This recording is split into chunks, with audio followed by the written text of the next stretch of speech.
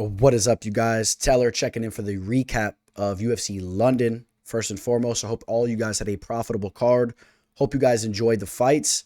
For those of you guys that are in the USA, of course, the fights taking place early in the day. I thought that was a nice change of pace. I don't mind the daytime fights once in a while. It was nice. I woke up bright and early, had my eggs and bacon, and then we hit the town up. Right, we were jumping around bar to bar, enjoying the action. So we had 18.5 units out on this card. We had 5 official plays locked in. It was another profitable event. We'll get to all those plays. We hit 3 of the 5, and we'll crunch all the numbers there. But what a great way for the card to end as well, with Tom Aspinall putting the stamp on it, at least for the teller. You guys know I had some action mixed in with Tom Aspinall, but I'm just so excited for the future of Tom Aspinall, and I'm so excited for the way he performed in his return fight coming off that injury. We'll make it to that main event. We'll start at the bottom of the card. We'll quickly gloss over some of these earlier fights, but Jafael Filho defeats Daniel Perez, caught him with that arm triangle choke. I think that Daniel showed he's a tough fighter, and I like the energy that he brought on early on in the fight, but Jafael eventually showing to be the more polished grappler down there, pulled off that choke, and showed some resiliency there too. That was a fun fight. In the next fight, we saw Bruna Brazil get the victory over Shauna Bannon. Bannon making her UFC debut. You guys know we were on Brazil here as well. I just felt that if this fight had the chance to play out over the long haul, that we would see that Brazil is just a more polished fighter, and I think that's exactly what we saw. Even showing some grappling skills, using the ground and pound a little bit here and there. And Shauna Bannon needs to work on some things, and she's a fighter that's now only 5-1 as a pro. She's still very green, needs to learn more, and so does Bruna. But then we had Chris Duncan getting the victory over Yanal Ashmuz. Chris Duncan, he impressed me in this fight. We had some question marks in regards to his chin and whatnot, but we do know that if he could avoid that big shot, that he is a talented fighter. He mixes things up very well, and I thought that he showcased himself very well on this card. This was a big fight for him here. Obviously, both the Scottish fighters come through. That's big for Scotland MMA, and I'm excited to see what's next for Chris Duncan here. Ketlin Vieira gets the job done over Penny Kianzad, just being the more dominant fighter. And now we're talking some official action. All right, we had a 2-team parlay. For those of you guys that follow me on Instagram at MMA Fortune Teller _, you guys were keeping up with me as this card was taking place. And once this fight hit, you guys knew what my thoughts were on it. I did have Makhmud Muradov mixed up in a 2-team parlay that combined together was minus one. Excuse me here. Let me just pull up the numbers here. Minus 145, and I did catch Makhmud at a minus 275 line. I did get him in early. We'll get to the other leg here in a second. But I'm going to tell you guys right now, I was not impressed with the performance that Makhmud put out there. He had success. He pretty much dominated the fight. He was using his wrestling early on and definitely seemed to be the more naturally larger fighter and I shouldn't say better condition. Excuse me there. He looked to be in better shape, right? Brian Barberena a little bit soft in the midsection and whatnot, and you see him plotting around. But Muradov, I guess you could say technically he is in better shape, man, but he gets sloppy out there. I think that he is an absolute ticking time bomb. When he fights higher level fighters, you're going to see more of what we saw in the Gerald Meerschaert fight. I really didn't like his movement late on in this fight. His feet were giving out on him. He was just kind of tripping over his own shoelaces. And I think that a more high caliber fighter, even if Muradov was able to take those early rounds using his wrestling, trying to make it a boring fight, just peppering the jab here and there, I think that eventually he will get caught with big shots later in fights. And for a guy that's supposedly trained with TMT, Team Money Mayweather, whatever the hell that is, being one of those kind of fighters, a guy that's, been training over there in Vegas, boxing with some legitimate boxers. I'm not high in his boxing at all either. So, okay, I don't want to be too harsh on him. He comes through for the first leg on that 2-team parlay. Not impressed though. In the next fight we had Mick Parkin defeating Jamal Pogis. I had a 3.5 unit play in Jamal here. I got it, at a line that I thought that was reasonable. If you ask me, going into this fight at minus 145, Jamal has kind of proven that he's a fighter that can go out there and go tit for tat and take a decision. He has more experience than Parkin, even fighting outside of the UFC, fighting in some legit promotions. He's fought some decent competition. Parkin, a fighter that was just 6-0 coming into this fight. On tape, he seemed very green to me with his striking. I thought he was more of a grappling-based fighter. I was a little worried during the fight week when I had this play locked in and I saw that he was getting in some work with Tom Aspinall leading up to this fight, and I did start to hear some good things about him. But I dug my heels in, and I just resorted to the tape that I watched, and I thought that Jamal Pogies would have got the better of the striking. That was not the case. I feel Jamal Pogies has been exposed, and we'll take that L there. But we bounce right back with the victory as we target Joel Alvarez. This is a fighter that you guys know I'm very high on. I know he was coming off a loss, but his losses are against extremely high competition. Coming off that loss to Arman Sarukian, I locked him in at a minus 180 money line to win this fight through 4.5 units at that. All right, so, gets that Darce choke there in the second round. I thought he won the first round using his striking. Mark Diakese pushing the grappling and the wrestling early on. Eventually, Joel Alvarez just, gets that choke there. There was a little bit of funny business going on, too. I think a clash of heads or whatnot. But, I thought that Joel Alvarez showed to be the higher level fighter. And I think that Diakese's just he's a fighter, man, that you guys know I'm not too high on. He's a tough dude, but he's just a little flaky. And I'll look to fade him. All right, so then we had Johnny Parsons knocking out Danny Roberts. You guys know we talked about this. All right, I did pick Danny Roberts to win this fight, but I said the value was on Johnny Parsons. This is one of the striking coaches over there at was it Extreme Couture? Is it? It's one of the big gyms over there in Vegas. I believe Extreme Couture. Let me just double check that real quick. But Johnny Parsons is a fighter that has legit Muay Thai skills. Syndicate MMA over there in I believe in Nevada. In Las Vegas. So, we know that Johnny Parsons can crack. He had that victory in Dana White's Contender Series. A lot of people thought he didn't deserve to win that fight, but he's a fighter that we do know brings the fight and can crack. Danny Roberts is a fighter that's very polished, but almost has a little bit of that Edson Barbosa syndrome. And I call that Edson Barbosa syndrome. When I say that, I'm referring to the fact that sometimes you'll see these fighters that are very polished with their striking, right? They're very refined, and sometimes those super polished skills, they're always shelled up, and they're just so robotic, and they look like they're always in the right place with their movement, but sometimes it helps to be just a little bit more loose with your movement, man, and just be a little bit more in a street fighting type of style. If you guys know what I'm saying, you still got to be very technical. Not to say Parsons isn't very technical, but you want to almost have a little bit of looseness to your striking where you can just kind of let go and crack. You see it with Barbosa. Barbosa throughout the years, he's been cracked with shots, or he's kind of fell short. I think he's a little bit too robotic. Danny Roberts a little bit like that at times. The chin's questionable. He gets knocked out again. We knew that was a realistic possibility. But then we slide over to the most nerve-wracking fight for me on this card. I had a play on Daniel Marcos. Now, you know this was a fight that played out very closely. I had 3.5 units on Daniel Marcos, grabbed him at a minus 140 line. This fight obviously played out much closer than what I thought it would have. I was a little bit higher on Marcos going into this fight compared to where I am on him now. I did not like the fact that he was so complacent in there and didn't have any urgency in this fight. This was a fight that he easily could have lost. In my opinion, he was landing the more impactful shots. In my opinion, you saw him bloody up Grant. I thought his leg kicks were a little heavier. But Davey Grant was the fighter that was coming forward, putting the volume and the activity on him in his home country. If you're Marcos, how can you expect that you're going to get your hand raised in that type of situation? Now, I think this fight could have went either way. Davey Grant slightly outlanded him, but like I said, Marcos landing a little bit of the cleaner shots. And it also, I thought it wasn't a good look that Davey Grant threw so many strikes that just literally were birds floating in the wind, or whatever you want to call it. A little, think to like the to the old country West days. That little hay ball blowing down the sidewalk. A lot of his strikes looked like that.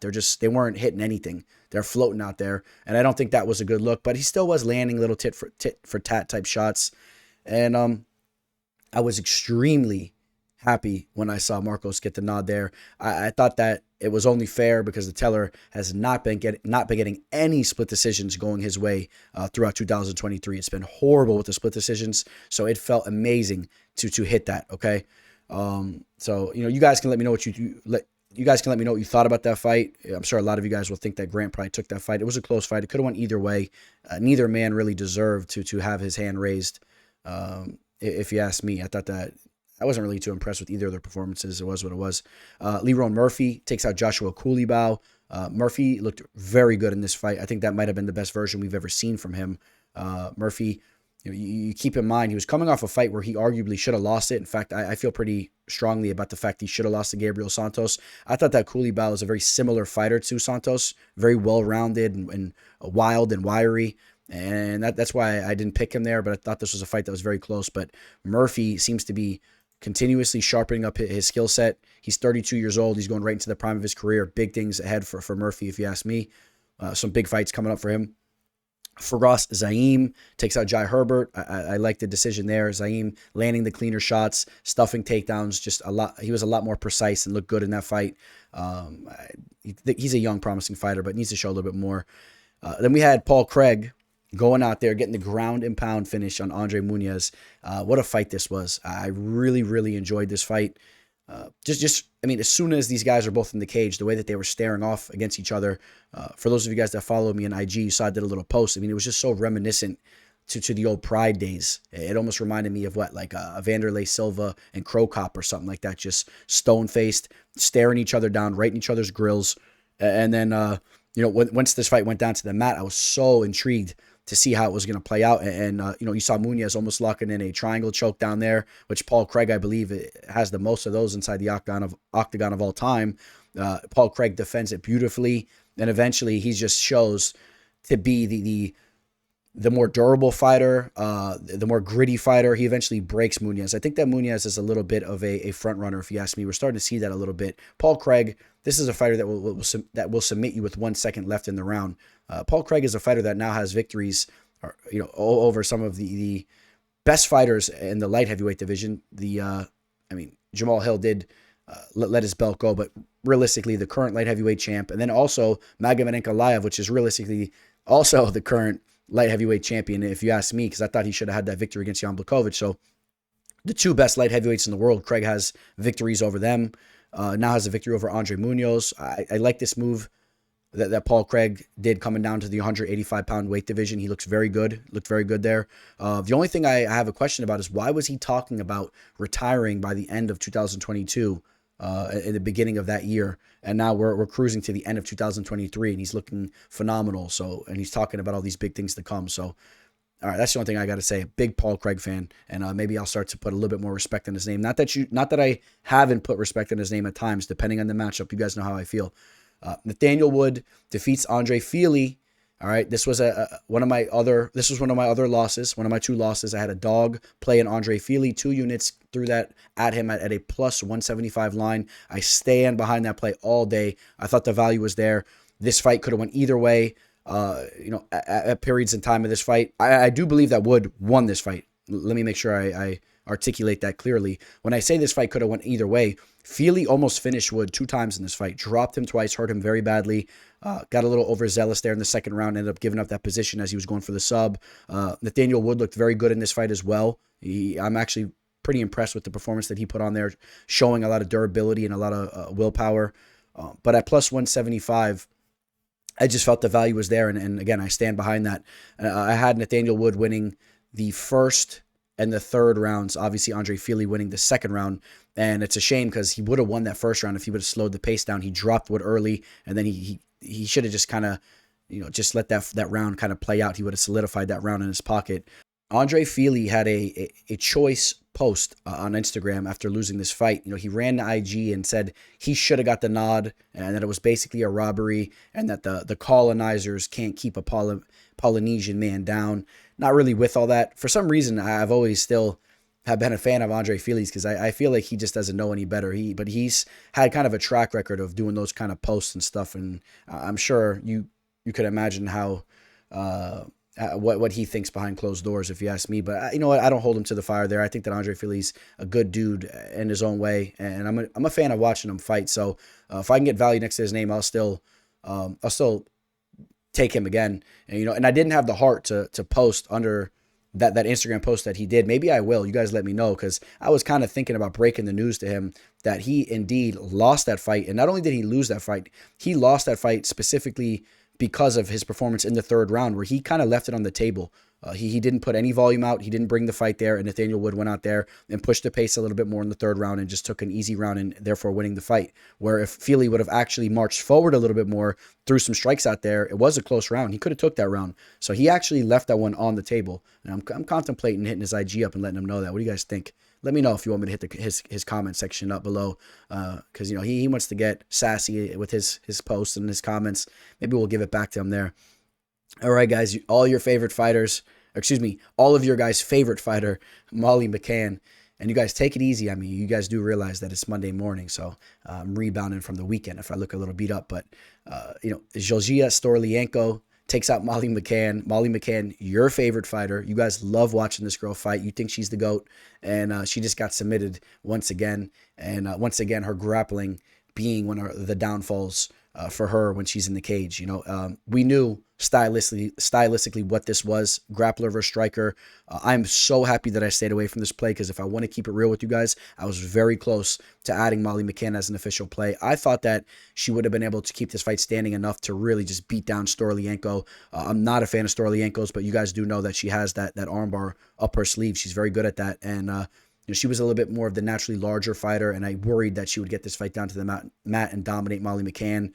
We saw Molly McCann dominated before on the mat multiple times, but the one that kind of stood out to me that was a little bit of a red flag was that Lara Fritzen fight that took place not too long ago in 2021. Obviously, Blanchfield's a different type of animal, but what she did to her too, and you stay away from that. I hope all you guys did. I know a lot of you guys targeted Molly. I just know that you guys did, because the line looked appetizing. A -210 line next to Molly McCann in her home country. Fans going crazy. Storlienko has no striking. Hope you guys stayed away from that. And then in the main event, this is what I want to talk about here for a second, man. Tom Aspinall.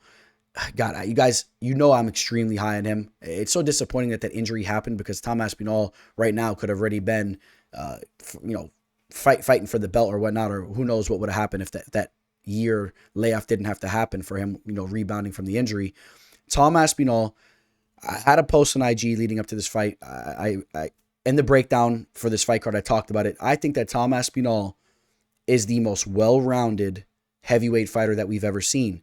And I say that because, first off, his striking, there's no question his striking is just, it's outstanding. His boxing is so crisp. I mean, you saw the straight shot that he hit Marcin Tybura with, sat him down like nothing, just sitting a giant man like Tybura down like a sack of potatoes, just tossing him down like that with the straight. It was beautiful to watch. But if you don't understand who Tom Aspinall is a fighter that's been training in mixed martial arts, specifically starting off in Brazilian Jiu-Jitsu, I believe from the age of 8 years old. Okay, and he's had some performances where he's shown you what he's about with his submission skills.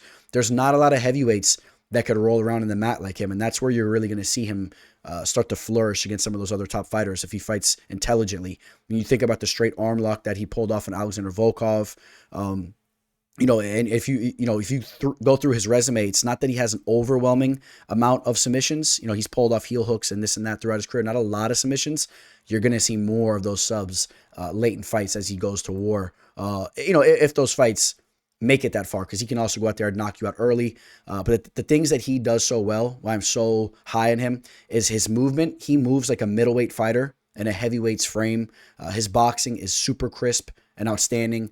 His jiu-jitsu skills are nasty, and a lot of you guys are going to start to see that. Not a lot of you guys realize that, but you're going to start to see that in a grueling heavyweight match where he's rolling around on the floor, you take him in a fight with like Francis Ngannou.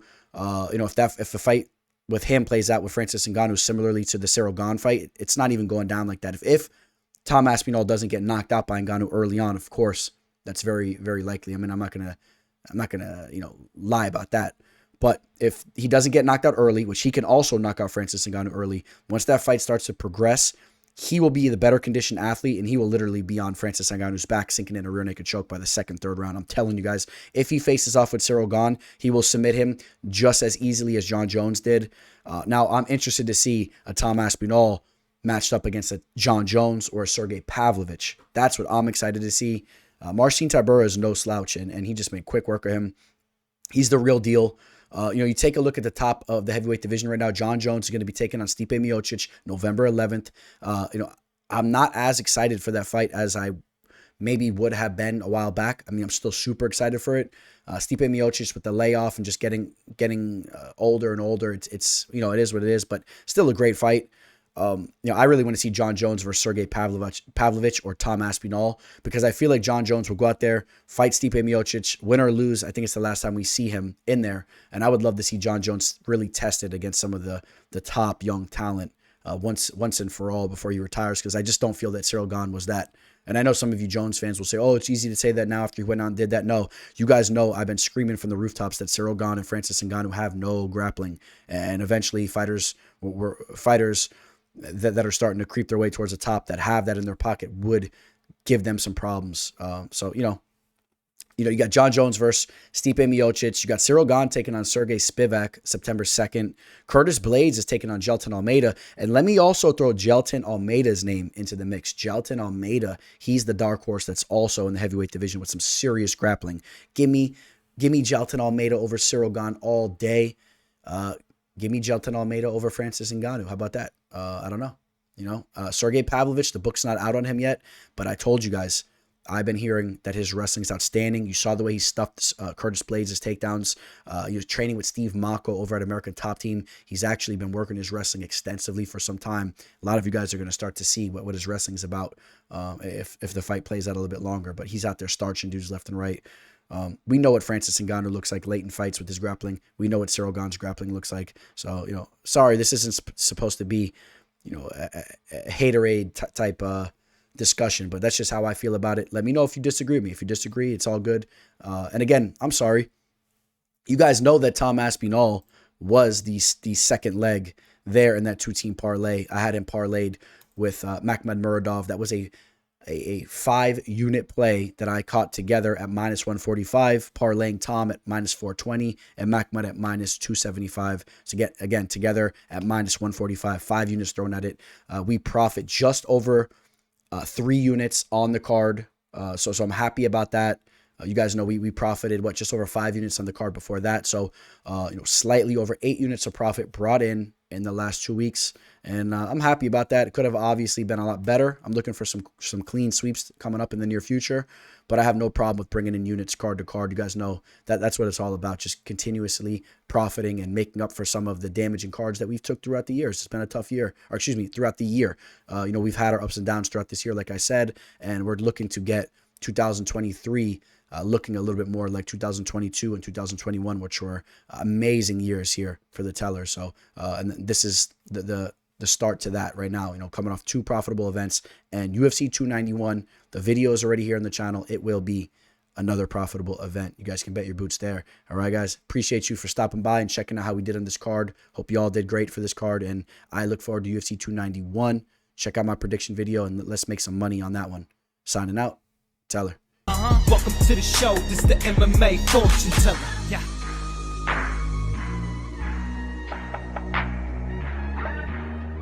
The MMA fortune teller. The teller.